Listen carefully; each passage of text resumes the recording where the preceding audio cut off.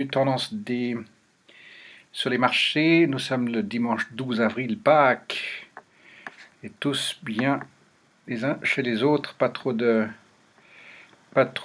est-ce qu'on dit, social mixing. Alors, je disais Dow Jones 30, on va juste lancer un coup d'œil à ces gros mouvements qu'il y a eu, en terminant sur les expirations des dernières options ici. Et là, on va rentrer dans la dernière semaine des options avant le 17. Et ça va être crucial, à nouveau crucial, de voir l'évolution durant cette semaine et je dirais bien sûr la semaine d'après encore. Pourquoi? On va le traverser ensemble. Donc on a ce gros point, ce grand V ici. Après avoir fait un gros zigzag ici, on peut même presque deviner trois roulements, mais je vais laisser les trois roulements, je vais juste laisser en zigzag à la descente. Et puis immédiatement, il fait un roulement, un deuxième roulement vers le nord. Et puis on s'attend à un troisième roulement si les choses peuvent être maintenues d'une manière entre parenthèses normale. Alors bien sûr, ce qui va être intéressant de voir, c'est les deux moyennes mobiles 10 et 20, comment elles vont se comporter ici. Je vais me rapprocher encore. Alors sur le point de se toucher, et avec une suite logique, j'ai envie de dire, de mouvements encore un petit peu à la baisse ici pour ensuite repartir au nord. Logiquement, les deux moyennes mobiles 10 et 20 vont se croiser. La 100 va commencer à se redresser un petit peu. Alors ça, ce serait le scénario premier. Et puis ensuite, je vais revenir sur le commentaire, mais je veux en premier qu'on traverse les trois indices pour l'instant ici. Alors voilà pour le Dow Jones 30, on s'attend ici. Alors je vais peut-être juste faire encore un dessin pour qu'on soit d'accord sur quelque chose. Voilà, je vais faire comme ça. Premier roulement, deuxième roulement et troisième roulement. Vous comprenez bien, toujours on vérifie les supports. Le prochain support, ben voilà, il nous l'a déterminé, ou plutôt défini. On voit que le support est plus haut. Donc nous avons la résistance ici, si je mets le support ici, résistance ici. Prochaine résistance, oui, il est plus haut. Donc il y a une tendance haussière. Et pour cela, nous attendons le prochain support plus élevé, en dessus du dernier, et puis bien sûr la prochaine résistance à nouveau en dessus. Donc ça c'est du classique. À ce moment-là, lorsque nous verrons dans la semaine ici probablement un retrait pour ensuite repartir au nord, là on aura cette confirmation de cette tendance haussière. Alors, je vais revenir sur... Tac, s'il veut bien me rendre la main. Et juste, je sais pas pourquoi, moi j'ai un monstre bruit de fond, je sais pas si tout le monde l'entend, mais il y a un espèce de chut Ouais, en même temps que tu alors parles. je vais mettre les écouteurs, bougez pas. Merci pour ça. Désolée, mais merci. Sur les écouteurs, voilà. Est-ce que c'est mieux pour vous comme ça? Ouais, il n'y a plus de bruit de fond, merci. Ok. Alors, tac, si je peux couper.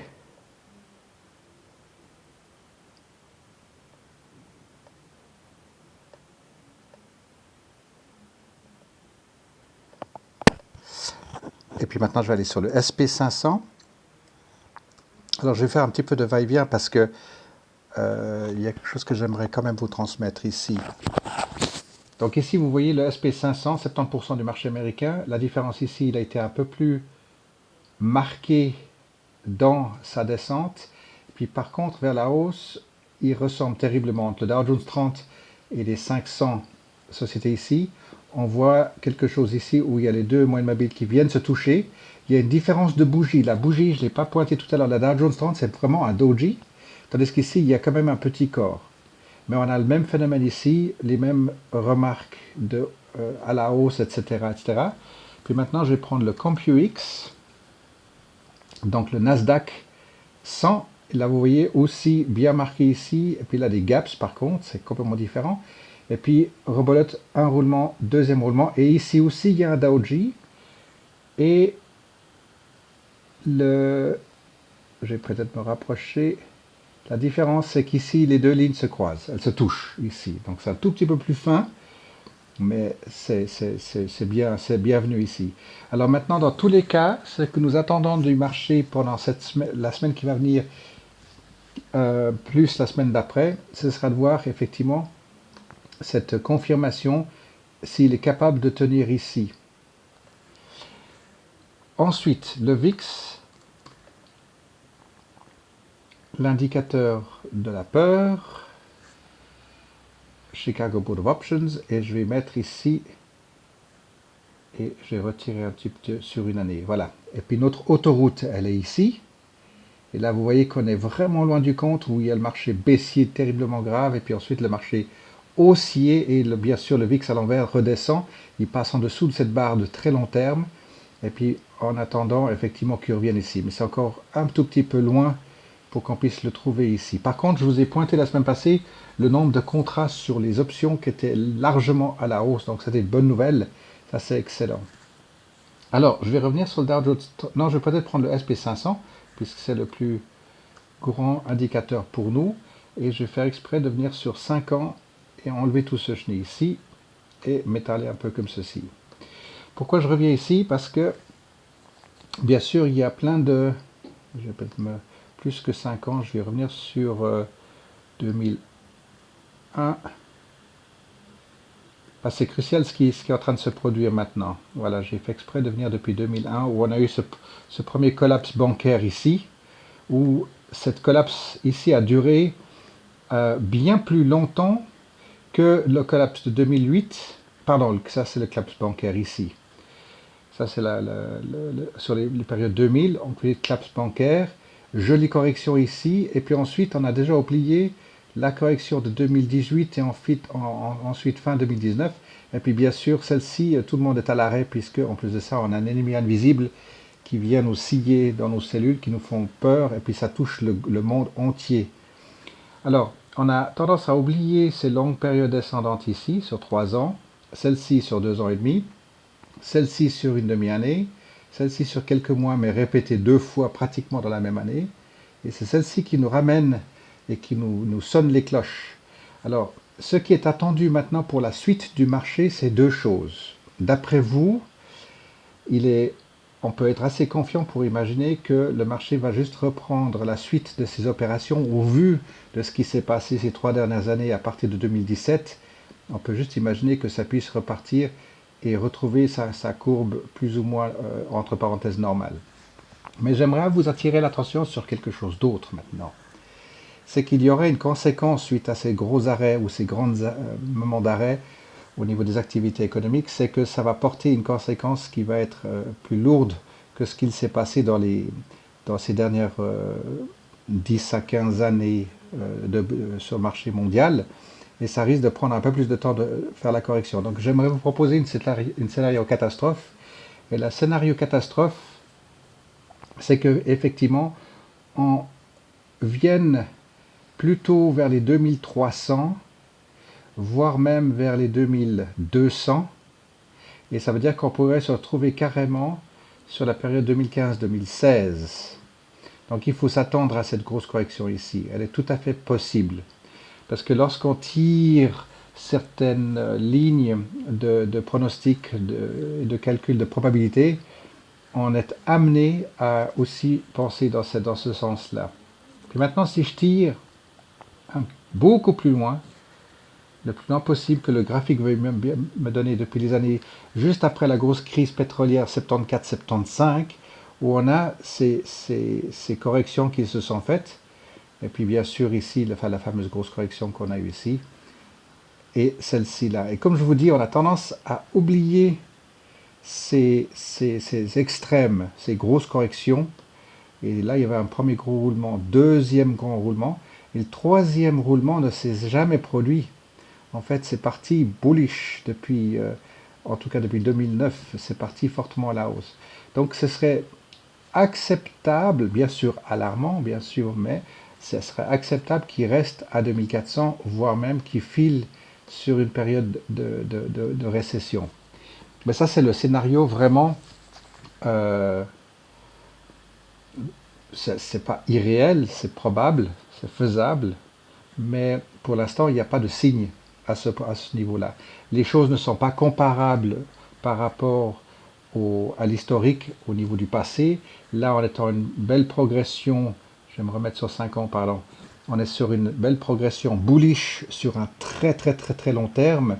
Et puis souvenez-vous, dans les années 57, quand il y a eu les premières grosses crises de SARS ou de H1N1, je ne suis pas sûr si je dis les noms justes, les premiers virus, effectivement, il y a eu des gros trucs en 57 où ça avait vraiment freiné la bourse également. Donc on a toutes ces traces historiques. Donc c'est pour ça que je vous attire juste l'attention là-dessus. Je vais remettre mes lignes.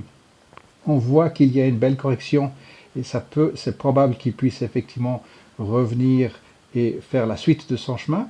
Mais n'oublions pas que c'est tout à fait faisable qu'après une correction, ils viennent même toucher les 3000 pour rester sur le SP500 et puis ensuite tout à fait partir complètement à la renverse pour descendre à 2000 et voir plus bas ici.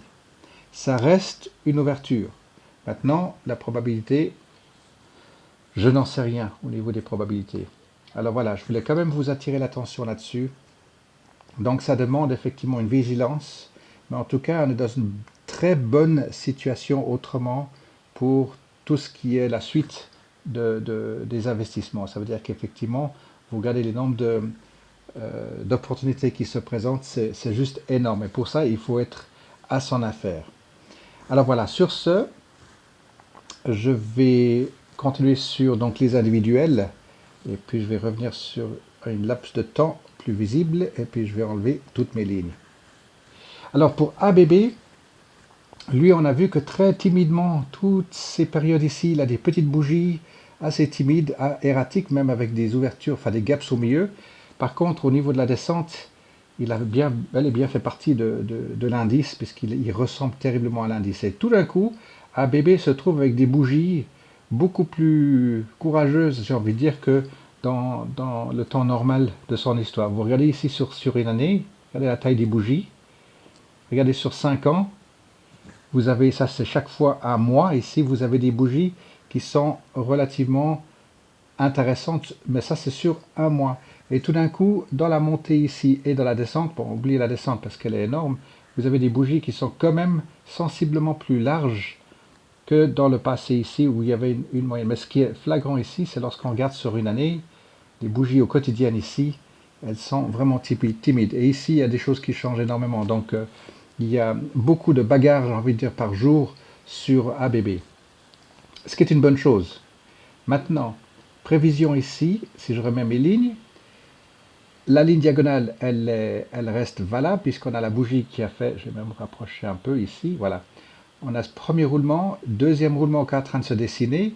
J'avais l'impression qu'il voulait déjà tourner la mercredi. Non, il est reparti au nord. Donc maintenant, ce sera important de voir s'il passe les 18,80, 18,70. Et puis vous connaissez la suite de l'histoire. S'il tourne ici, à ce moment-là, il faudra surveiller que le support suivant soit égal à celui-ci, voire même aussi bas que 15 et des poussières. J'ai envie de dire que là, il va probablement vouloir passer le niveau des 19 ici, dans quel cas vous allez pouvoir le suivre de nouveau à la hausse. Alors ça c'est pour ça que je vous attire l'attention de bien suivre les uns et les autres, mettez bien vos notes, vous avez un énorme balance of power ici, donc ça c'est un très bon signe pour le trimestre à venir, donc ça c'est très bien. Donc on va juste confirmer ceci durant les 10 prochains jours ouvrables. AEO aussi, magnifique belle correction. La différence, effectivement, il n'a pas tourné sur les vendredis des options. Il est même tombé, chuté en dessous de cette ligne. Par contre, il est venu se cogner la tête. Vous voyez la bougie comme elle vient se cogner là, le lundi 6. Oui, c'était le 6. Il est venu se cogner la tête, puis tout de suite, il a fait un gap pour reprendre le parcours normal. Donc ici, je vais garder au mieux le même angle. Et voilà, vous avez un premier roulement un peu timide. On attend le deuxième roulement. Alors ici, deux choses peuvent se produire. Soit il continue sur son chemin, mais totalement kamikaze, mais vers le nord. Ou alors effectivement, il va commencer à tourner ici.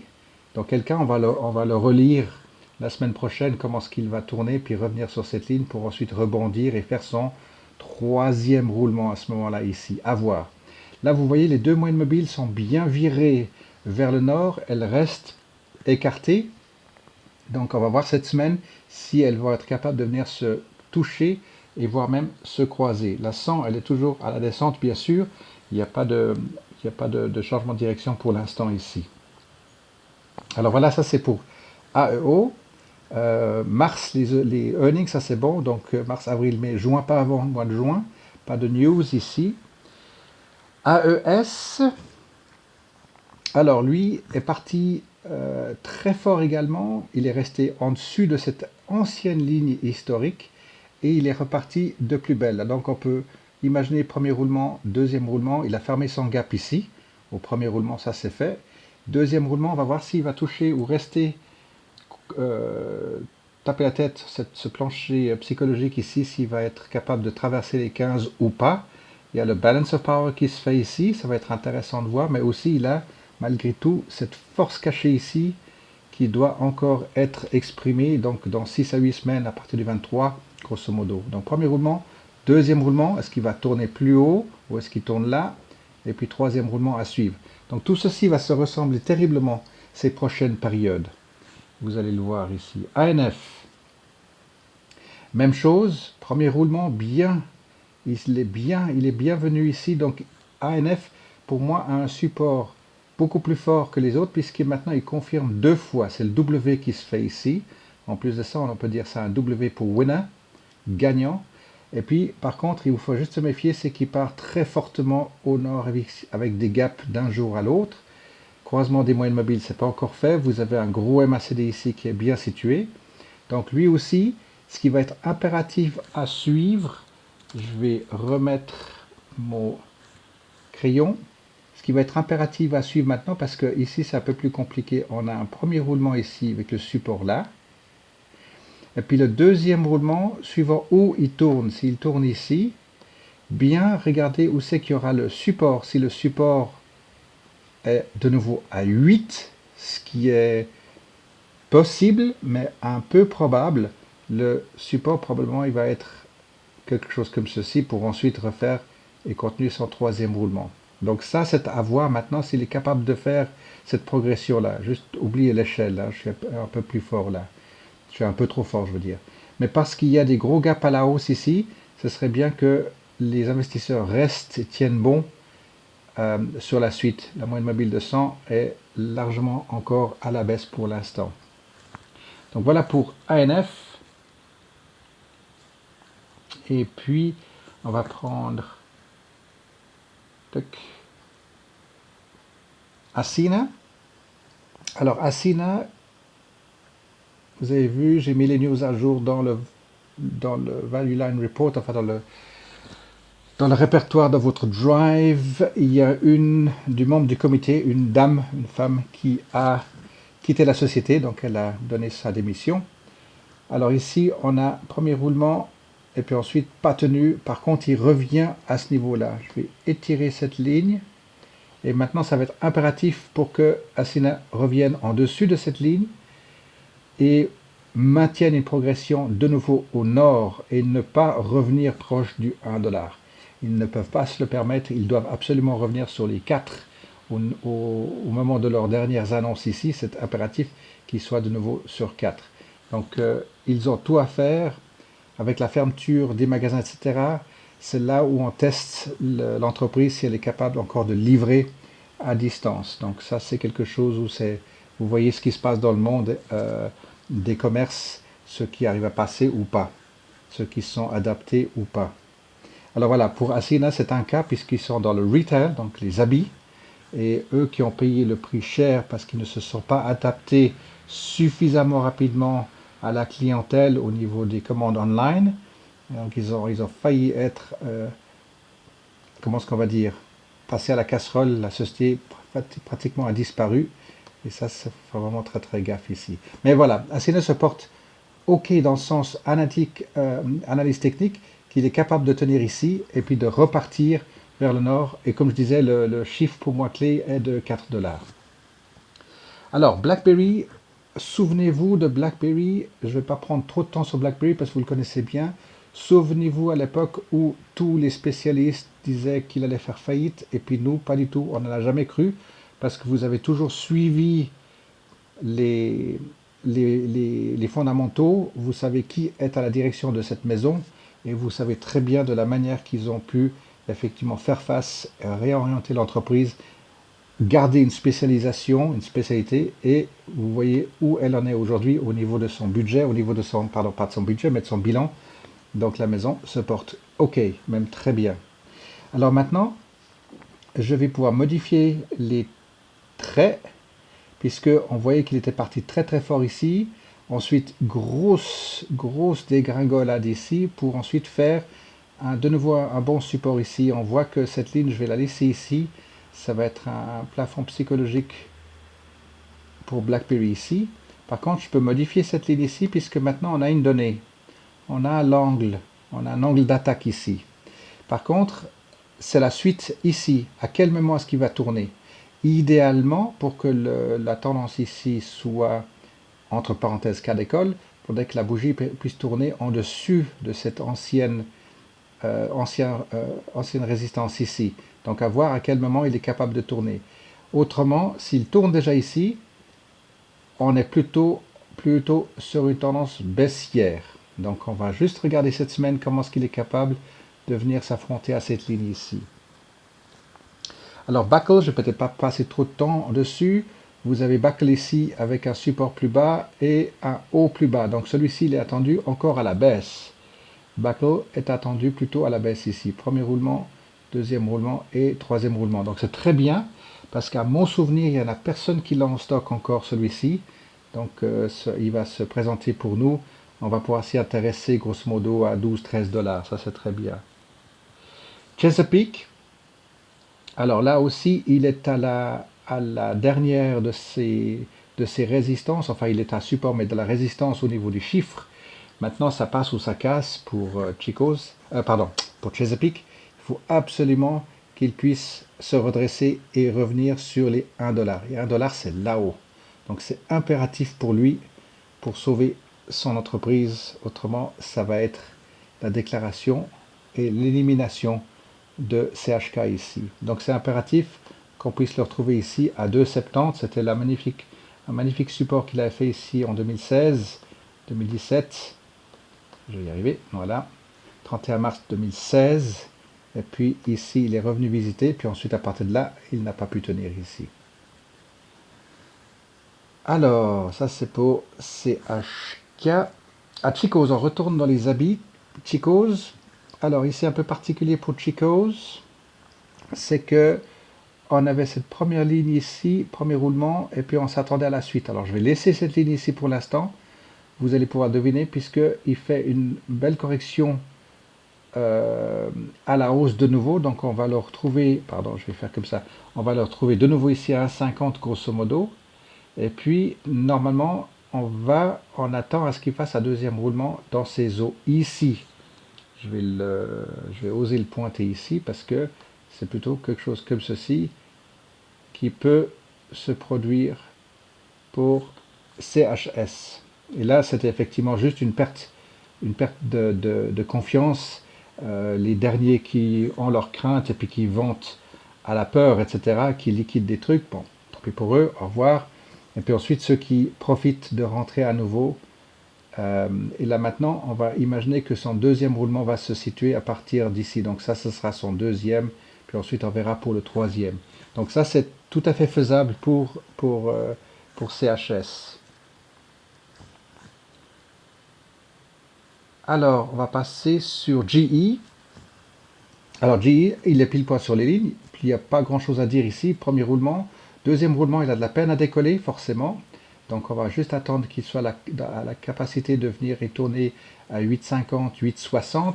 Alors GE, vous connaissez bien, entre autres, gros producteur de moteurs à réaction pour les avions et autres, bien sûr.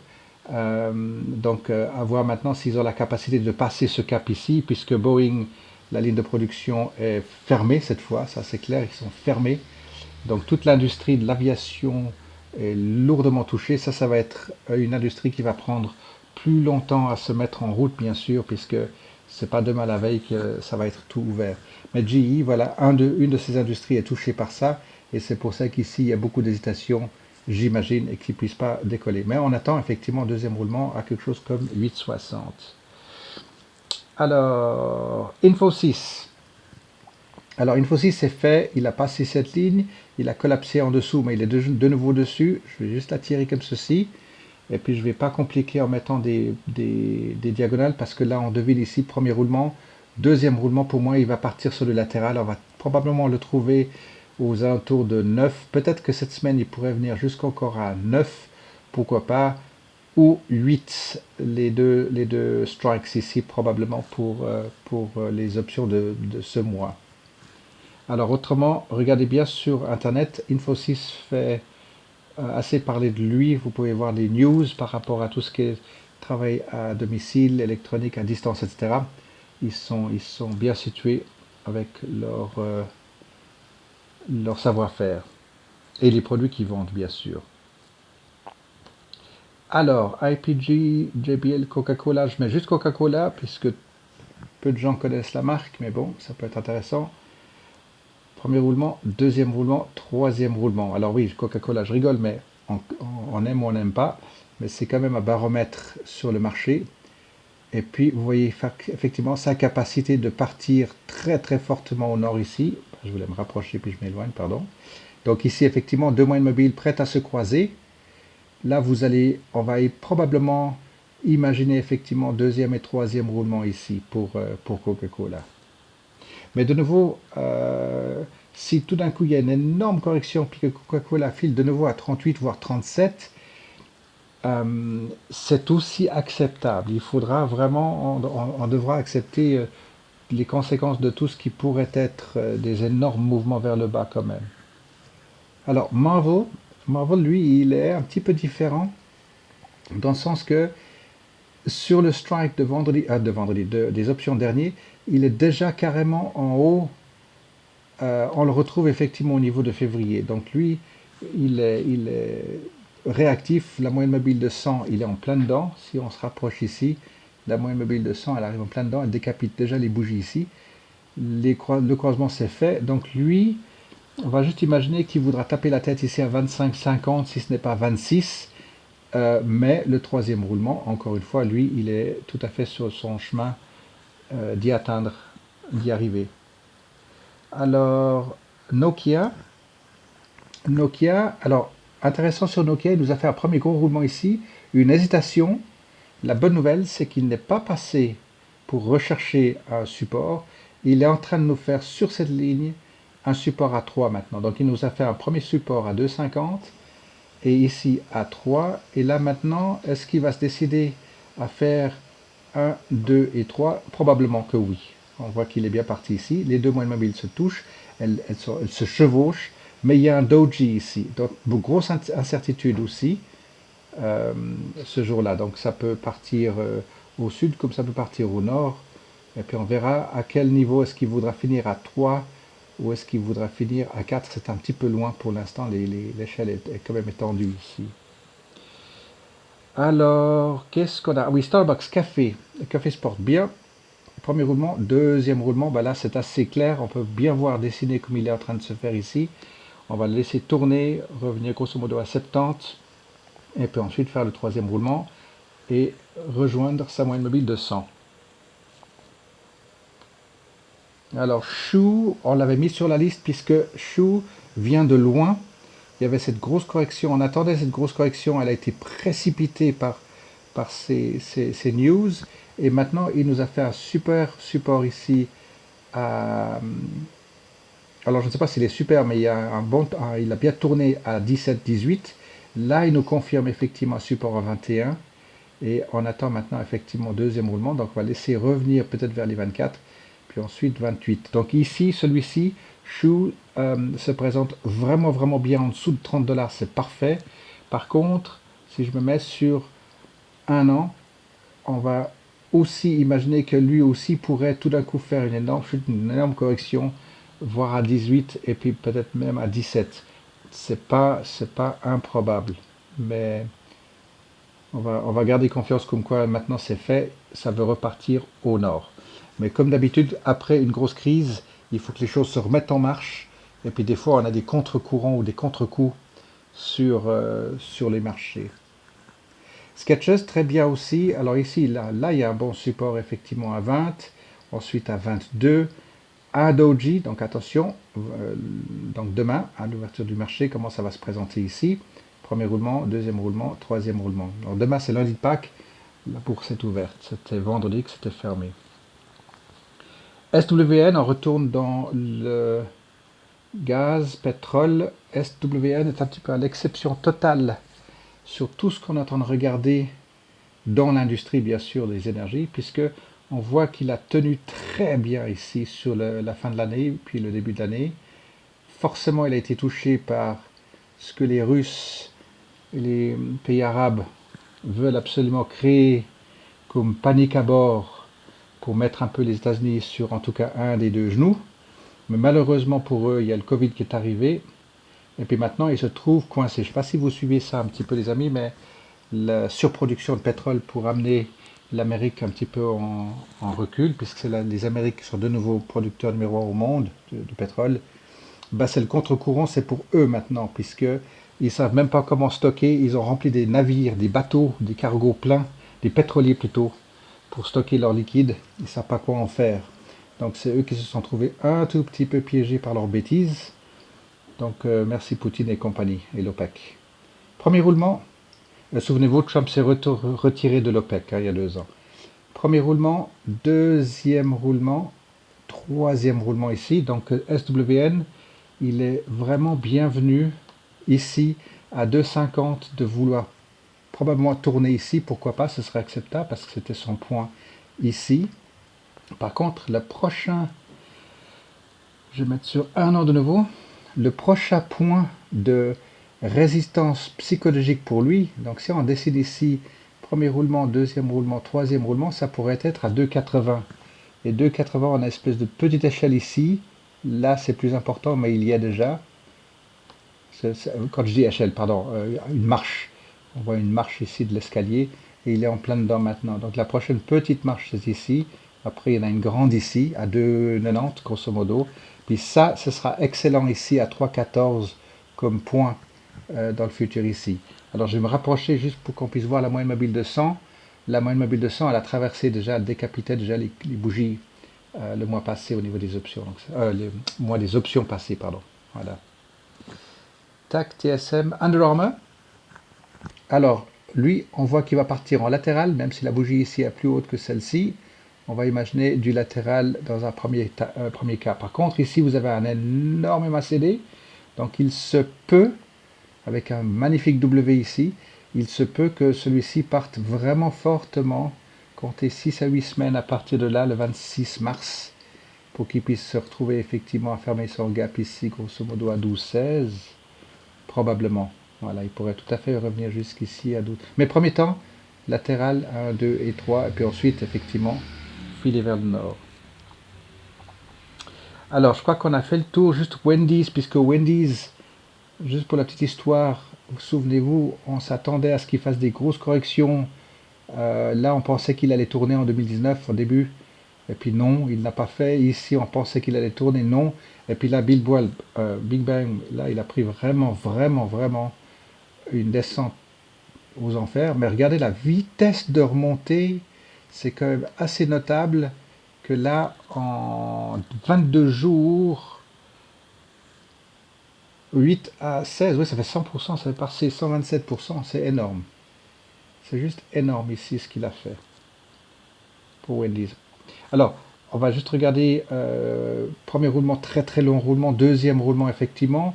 Lui, on va presque imaginer qu'il voudra se poser, ou tape la tête plutôt, vers les 19,25, mais à son troisième roulement probablement ici. Voilà, Web, on va juste le mettre un petit peu sur les écrans, puisque 70, on sait que c'est son, je parle de mémoire maintenant, pardon, un an, tuc, je vais reculer un tout petit peu. Ouais, 70, effectivement, il tricote aux alentours de 70, donc lui, il n'y a pas de souci à se faire, gros W à la hausse, et puis on va le retrouver effectivement à 70 $. Mais juste un autre, ah oui, Exxon, souvenez-vous, on suivait ExxonMobil il y a peut-être 2 ans. Vous vous souvenez quand il était effectivement dans les $80. Et regardez à partir de 2018, comme il tenait plus, il tenait absolument plus. Et puis là, c'est le coup d'assommoir ici, à partir du mois de décembre. Et puis janvier. ExxonMobil, hein, c'était la plus grosse société au monde à l'époque. Bien sûr, largement dépassée par Apple, Google et même Microsoft. Donc, le monde du pétrole n'est plus aussi imposant et élite. Comment est-ce qu'on dit élite? Alors voilà, j'ai fait le tour. Les amis, est-ce qu'il y en a encore une que vous voulez voir? Ou même plusieurs? C'est tout bon pour moi. Pour moi, c'est tout bon d'être. Ok, Moi Moi aussi. c'est tout bon aussi, merci. magnifique. Alors je vous souhaite encore une belle journée demain, tranquille. Merci à toi aussi. Et puis n'hésitez pas, lancez un coup de fil si vous avez besoin de quelque chose. Merci beaucoup. À, Parfait. Merci. à très bientôt, tout de bon. Bonne soirée à tous. Bonne Bonne soirée à tous. semaine. Bonne semaine à vous. Bye bye. Bye bye.